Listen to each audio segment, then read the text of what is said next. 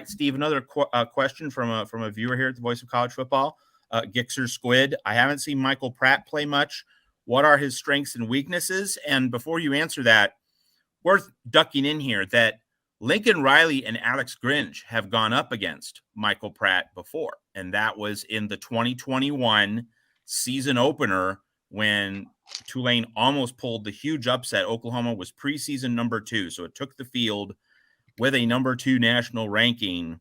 And I believe that game was originally scheduled to be played in New Orleans, but there was a hurricane and it got relocated to Norman. And so 40-35, Temple had a 4th and 1 around the Oklahoma 45 with around 2 minutes, maybe $1:30 left. Tulane came that close to knocking off number 2 Oklahoma. So while giving Gixxer Squid and our other USC fans a primer on Michael Pratt, you could also go into anything that you recall or have studied from that Tulane-Oklahoma game in terms of how Michael Pratt might adjust to Alex Grinch, and Alex Grinch might adjust to a newer, better, more polished Michael Pratt 2 full seasons later. I think a lot of times your biggest leap a quarterback makes is from year 2 to year 3 as a starter. And that's what Michael Pratt has done this year. He's improved on all of his stats across the board, and he seemed to get better as the season progresses. I thought accuracy was one of his issues a lot in his first 2 seasons, and he completed sub 58% of his passes those year. But this year he was up to almost 65%, and his touchdown to interception ratio was better than ever. He got better at evading pressure, and he was able to throw for more yards and complete deeper throws. Michael Pratt is extremely tough runner. He's not somebody who's going to run for 100+ yards a game, but he's somebody who's going to move the sticks, pick up tough first downs, a QB power, QB draw, and short yard situations. Michael Pratt is going to power through and get those.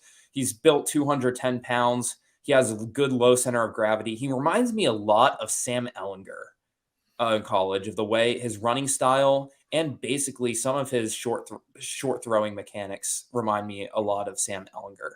So he's 30-year starter now, was really polished, I thought, even as a true freshman. He led the country in touchdowns that year. But the fact that Pratt has the ability, even when his passing game wasn't working, such as a Kansas State game this year, he was completing 50% of his passes. He had 2 picks. He was able to win that game with some of his tough running. And that was his best rushing game of the season, at 87 yards, almost 7 yards a carry. So I think the versatility in Pratt's game has really helped. You don't really expect him to throw the deep ball too much. Pratt really likes to target the outsides to his receivers. He likes to target the boundary. I said he likes to try to get guys in space with man coverage and make people miss. And that's more Tulane's style, is they have a lot of guys with good speed and agility on the outsides. And I think Pratt likes to try to get the ball to those guys and make them move in space.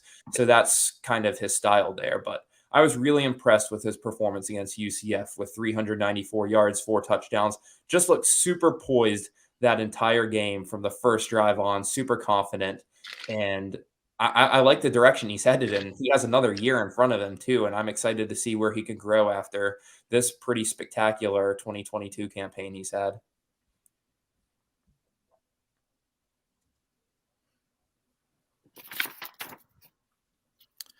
In terms of, other elements of this matchup, I spent the past week looking at the AAC championship game, Tulane against UCF. And of course, Tulane had the benefit of playing UCF a second time.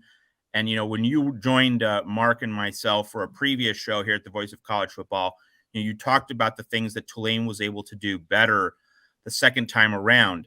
But one of the limitations that UCF had on offense is that John Reese Plumlee, the UCF quarterback, just doesn't push the ball down the field. He's not really a prodigious thrower.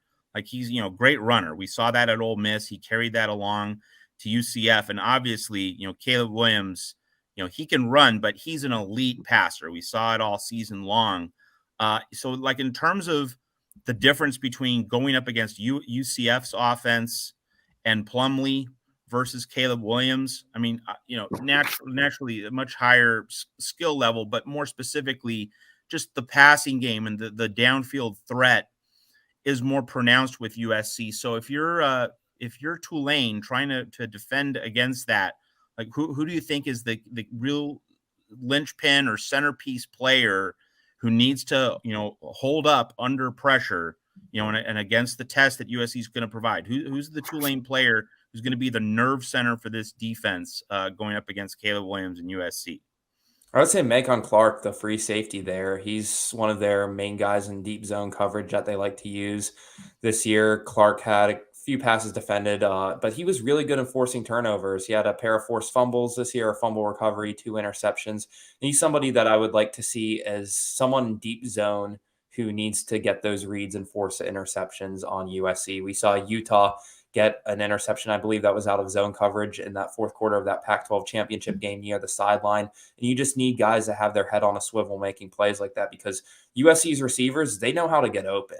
And I was saying when I was with you and Mark earlier, I'm a little concerned on the philosophy of Tulane just dropping 8 in this game, because I know that Tulane's defense operates best when they're applying pressure. And that's what we saw in that AAC championship game. They were able to hold Plumlee to negative rushing yards because of the amount of pressure they put on. They went from 0 sacks in their first meeting to many sacks in their second meeting. So I think that Tulane's defense operates best when they're calling out blitzes for the linebackers, Dorian Williams, Nick Anderson, when their defense is just applying pressure. So I'm a little concerned about the dropping 8. So I do think that these safeties really need to step up and have that pressure and coverage work together and see these safeties get some pass deflections and interceptions, because USC's receivers can do a lot of damage, even if Jordan Addison isn't in the lineup.